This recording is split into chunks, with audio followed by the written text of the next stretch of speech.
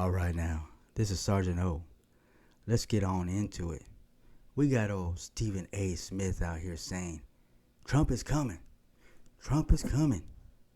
Oh, Lord, Trump is coming. Like he's Benedict Arnold or something on a horse. It's got everybody scratching their heads wondering, what in the world does he mean by that? Is it a warning to these NBA fellas to straighten up, fly right, or just some big old message for the rest of us?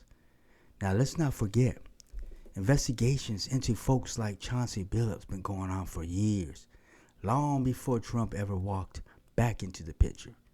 So, why is all the spotlight suddenly on him now, huh? We got Stephen A. out here defending LeBron James, and hey, as he should. It ain't fair to accuse him no man without proof. I get that. Now, I ain't accusing LeBron James for sitting out those games, but as a true Laker fan, one that's been riding since old Norm Nixon was running point, I reckon I got the right to ask some questions, right? Because we done lost games like to the Celtics last year, to the Warriors this year, and every time he sits, it hurts. But at the same time, these sports betting companies, they're raking in billions off the same games these players are choosing not to play in. Now, I got deep respect for Stephen A. No doubt about that. But on this one right here, me and him, we see it different. The NBA is legacy, especially with greats like Kobe Bryant that deserves the utmost respect. Kobe built a winning culture in LA, a culture of intensity, a culture of flat out commitment. He played hurt, he played sick. He did everything. He worked his ass off for the fans.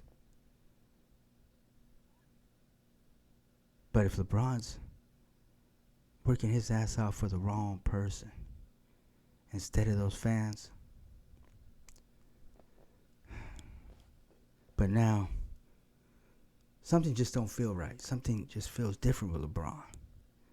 More rest days, more questionable choices, and it's starting to chip away at the integrity of the game. So we got to ask ourselves, how in the world do we bring the Lakers back to glory? It's tough. It's a tough pill to swallow, y'all. But we got to admit, the culture done shifted. And now, let me be clear. This here just my opinion, y'all. Ain't no proof, no inside scoop, just a perspective worth thinking on. As a fan, as folks who love the game. Now look here, I ain't mad at rest. These boys deserve a break. But let's be honest, when gambling's legal in near about every state, the NBA is shaking hands with these betting companies. You can't just sit out a primetime game and act like it don't affect nobody. Folks bet real money. They lose real money because of those choices. And then Stephen A., who's got his own sportsbook deal, wants to talk about players' empowerment like the rest of us ought to just hush up. Come on now. That's looking like a conflict of interest. I mean, in my eyes, maybe not. I could be wrong. And to make it even deeper, we got the FBI poking around in referees' business again, talking about the possible gambling ties. We've been here before, y'all. Remember Tim Donnelly? And now the whispers say it might be happening again, but with players. He was convicted on wire fraud.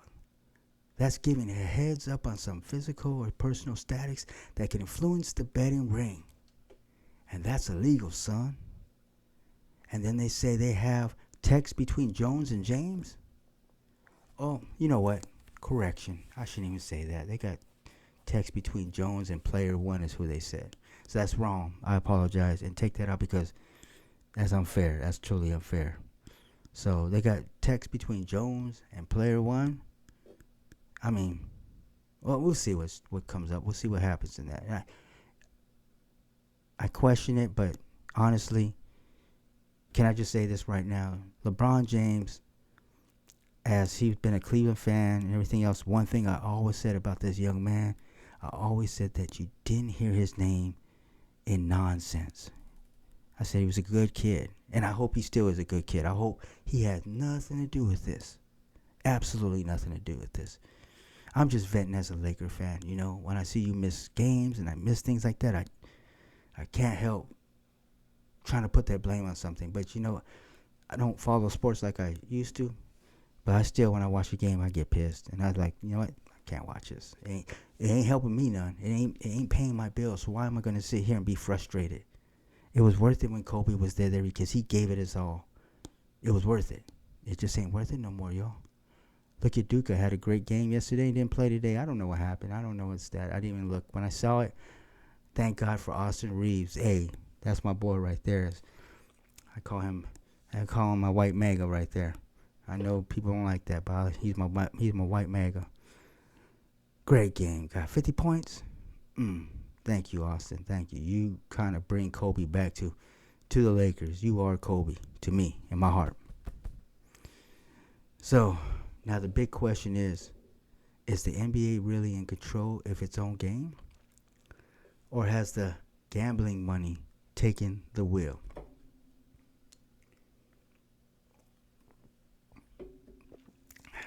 Pardon me, y'all. Yeah, cotton mouth. Now, Mr. Smith, I love what you do, brother. I do. It's important that you know that. I follow you. I watch you doing it. You know, I respect the way you call it down the middle when it comes to politics. You give it to us. You give it to us, the conservatives, when we need it, and you hand it to the Democrats too. But I notice you're quick to defend your people in sports. And in this case, man, I'm asking you, please stop. To blame Trump on some revenge heist? Nah. Call a spade a spade. And Lord, I hope I ain't saying anything that will get me called a racist. Honestly, I did look that up. It was that saying came in 1542. It's a translation from a Greek saying or something like that from English. La-di-da, la-di-da. But yeah, no, it's nothing racist. But every time I used to hear it, I was like, yeah, damn, that was kind of racist, but it's not. But these indictments, they've been under investigations for years, long before Trump was ever back in the office. I'm going to say that one more time. They've been under investigation for years, long before Trump was in office. This ain't no revenge. This is breaking the law. And I hope every single one of them that had something to do with it go down for this. I don't have no pity. None. But Stephen A., please say you meant it was a warning for the NBA and NFL players. Tell them to get their stuff together and cut it out. Please tell me you weren't on some Hakeem Jeffrey bullshit. Tell me you weren't telling lies like John Legend and Trevor Noah's bitch asses. I know you're 20 times better than them. I'm going to something else now. Real quick. And I'm not going to follow the same thing as the rights do. I'm going to be a little something humane about it. Maybe not. Let's talk about this Bad Bunny fella. Yeah. I reckon Homeland Security ought to stay out of that one. It's none of your business. You know, he's doing that. The kid is from Puerto Rico, so he's not legal. You're going to try to go after his fans. You're going to scare away fans that are American citizens and going to put the fear in them. Come on now. This is what America's not falling into. Y'all stop. All right? Let us tell the truth about that rascal so we can boo the shit out of him in the Super Bowl. Now, I don't know much about him. I just hear bad things. I see he's got a whole mess of fans, you know? So maybe this is some big old marketing scheme. Or maybe it's just a spit in the American's eye. We don't know. Honestly, I feel it's a spit in the American's eye. But you know what? He does have fans. And there's people that like him. I mean, hell, I heard a few of the songs that I don't know what the hell he's saying, but I liked it. I was like, that was good. I'm Almost like that song, Suavemente. That's probably the only Spanish song I know. I don't even know about it. I can dance to it, though. Women like to see me dance to it.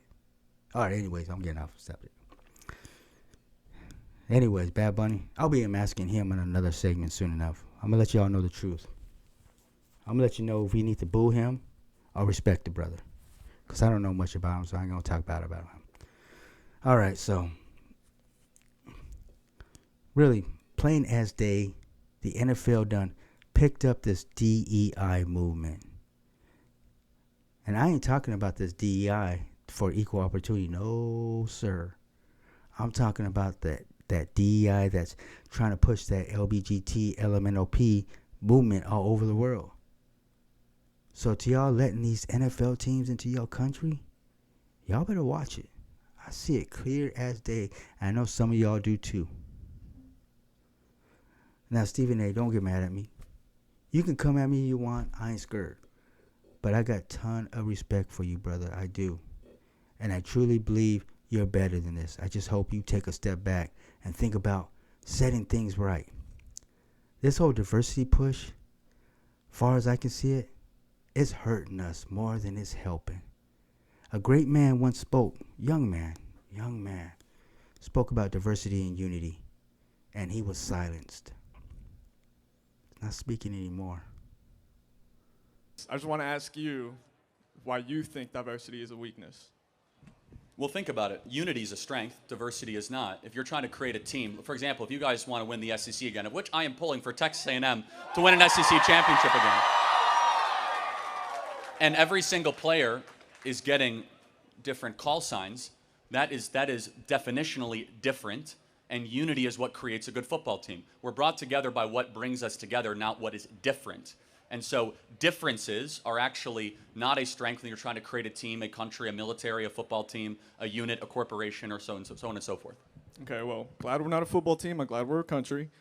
So It's a metaphor, right? okay, so basically, like, just to make sure I'm getting this, if we're all united as one thing, It's called not diverse. E pluribus unum. So it's the Latin phrase, out of many one. Okay. So the diversity is our strength is at odds with what's on every one of your dollar bills. On your dollar bill is a phrase, E pluribus unum, which means it doesn't matter your skin color, your background. Our founders did not say diversity is our strength. They said we are all humanity and that is our strength, which is fundamentally different than the phrase diversity is our strength. Now, nobody's talking about it no more. And look where it's gotten us. So let's take a minute, reflect on that, and find our way back to unity, folks. Because if we don't, we're doomed. We're doomed to communism. And we don't want that. Look who's about to be mayor of New York. That Dummy guy. We don't want that. We do not want that. So, I hope y'all listen to me. I hope Stephen A. listens to me. I hope we can grow from this. And I hope we stop letting the villains play the victim and accept them for who they are. This is Sergeant O. Y'all have a good day.